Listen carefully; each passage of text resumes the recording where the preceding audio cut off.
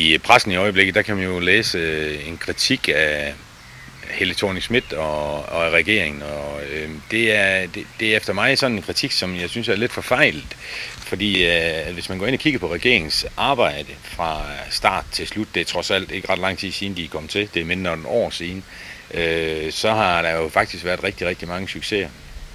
For det første så synes jeg, at regeringen og Helle Thorning i specielt har håndteret selve EU, det at vi har været formand for EU-skab de sidste 6 måneder, på et niveau, som man sagtens kan tillade at sige, det er langt over, hvad man normalt kan forvente fra en nytiltrådt regeringschef.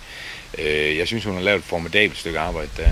Samtidig med har regeringen jo lavet et regeringsgrundlag, og de har også været i gang med at lave reformer. De har lavet en finanslov med Enhedslisten blandt andet, og der har været den sidste her skattereform, hvor man har været inde og kigge på hele den måde, som skattesystemet er skruet sammen på omkring topskat og bundskatten.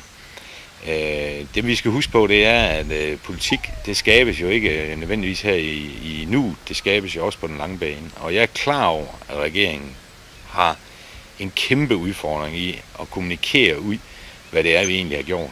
Men det er at begynde at sige, at regeringen har forfejlet alt, og måske endda også nogen, som nogen påstår, har valgt den forkerte side.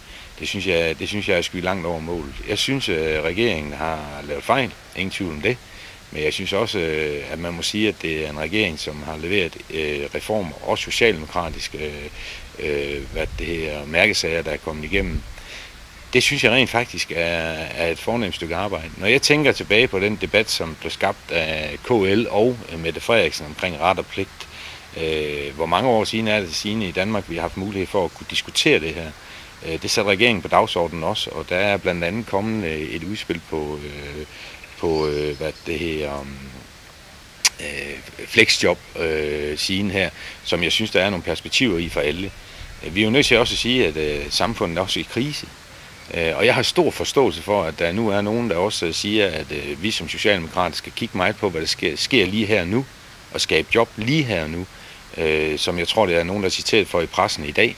Og det har stor forståelse for, at man skal, for det skal vi også. Men det er jo bare det, at som altid, så er det politikken. Det vi træffer beslutninger om i dag, det får nogle alvorlige konsekvenser om 20 år i stedet for. Så derfor er det også vigtigt at kigge fremad, og turde kigge fremad, og turde tage de langsigtede beslutninger. Når vi så ser samtidig i dagens presse, at det er svært for et hoteller i Skagen og hoteller i andre dele af landet og sygehusene at skaffe kvalificeret dansk arbejdskraft, at man faktisk der har størstedelen af sin arbejdskraft fra udlandet af, blandt andet romansk og polsk arbejdskraft, så synes jeg også, man skal spørge sig selv, om der ikke er noget, vi kan gøre bedre her.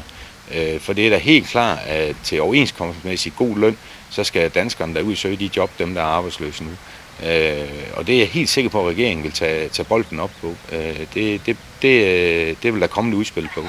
Men at begynde at skyde på, at Helle Thorning ikke passer arbejdet godt nok, det synes jeg er forfejlet.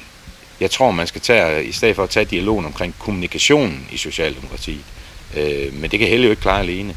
Jeg synes, hun har leveret varen. Jeg vil gerne understrege kraftigt, at min tillid til Helle Thorning, den er 110%. Hun er vores statsminister, og det har jeg tænkt mig, og mit håb, og jeg håber på, at vi alle sammen er enige om, at det skal hun også være fremadrettet. En debat, der drejer sig om andet, den er forfejlet efter min mening.